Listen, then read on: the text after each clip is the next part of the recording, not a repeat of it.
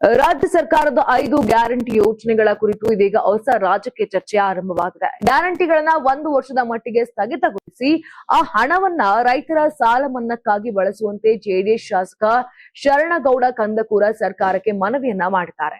ಗುರುಮಠಕಲ್ ಕ್ಷೇತ್ರದಲ್ಲಿ ನಡೆದಂತಹ ಸಾರ್ವಜನಿಕ ಕಾರ್ಯಕ್ರಮದಲ್ಲಿ ಮಾತನಾಡಿರುವಂತಹ ಜೆಡಿಎಸ್ ಶಾಸಕ ಶರಣಗೌಡ ಕಂದಕೂರ, ರಾಜ್ಯದಲ್ಲಿ ಮಳೆ ಕೊರತೆ ಮತ್ತು ಬೆಳೆ ನಷ್ಟದಿಂದ ರೈತರು ತೀವ್ರ ಸಂಕಷ್ಟದಲ್ಲಿದ್ದಾರೆ.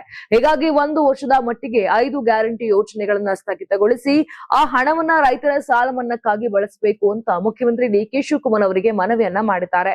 ಸಹಕಾರಿ ಹಾಗೂ ರಾಷ್ಟ್ರೀಕೃತ ಬ್ಯಾಂಕ್ಗಳಲ್ಲಿ ಸಾಲ ಪಡೆದಿರುವ ರೈತರ ಸಾಲವನ್ನ ಮನ್ನಾ ಮಾಡಿದ್ರೆ ರೈತರ ಆರ್ಥಿಕ ಸಂಕಷ್ಟ ಕಡಿಮೆಯಾಗುವುದರ ಜೊತೆಗೆ ಗುಳೆ ಹೋಗುವುದು ಮತ್ತು ಆತ್ಮಹತ್ಯೆಯಂತಹ ದುರ್ಘಟನೆಗಳನ್ನ ತಡೆಯಲು ಸಹಕಾರಿಯಾಗಲಿದೆ ಅಂತ ತಿಳಿಸಿದ್ದಾರೆ.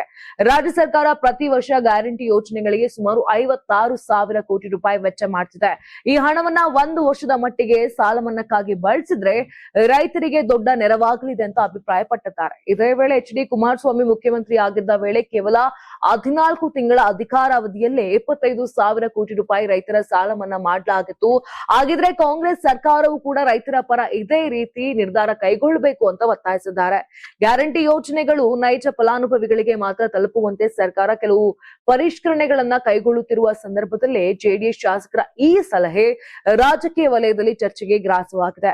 ಗ್ಯಾರಂಟಿ ಯೋಜನೆಗಳ ಹಣವನ್ನ ರೈತರ ಸಾಲ ಮನ್ನಾಕ್ಕಾಗಿ ಬಳಸುವಂತೆ ಜೆಡಿಎಸ್ ಶಾಸಕರು ಮುಂದಿಟ್ಟಿರುವ ಪ್ರಸ್ತಾಪ ಇದೀಗ ಹೊಸ ಚರ್ಚೆಗೆ ಕಾರಣವಾಗಿದೆ. ಈ ಕುರಿತು ರಾಜ್ಯ ಸರ್ಕಾರ ಯಾವ ನಿಲುವು ತೆಗೆದುಕೊಳ್ಳಲಿದೆ ಎಂಬುದು ಕಾದು ನೋಡಬೇಕಿದೆ.